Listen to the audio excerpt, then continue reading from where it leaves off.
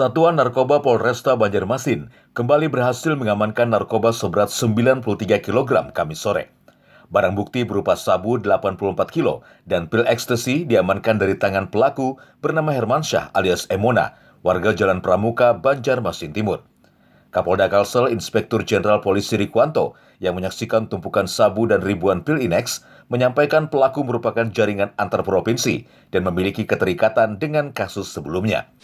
Ada rencana bukan hanya ke Banjarmasin ya, ke Surabaya juga ya. Ya, ini nanti dibagi juga, sebagian ke Banjarmasin, sebagian ke Surabaya. Nanti di sana disebar ke mana, di Banjarmasin disebar ke mana, kita dalami. Biasanya ada kurir ya, Mas ya.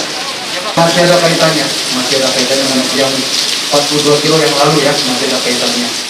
Pelaku yang ditangkap di Lampung saat berada dalam kamar hotel diketahui sudah 2 kali menjalankan aksinya sebagai kurir narkoba dengan upah Rp26 juta sekali misi. Untuk mempertanggungjawabkan aksinya, Herman terancam kurungan penjara maksimal 20 tahun pasal 112 Undang-Undang Nomor 35 Tahun 2009 tentang narkotika. Rida, Kalsel 1net.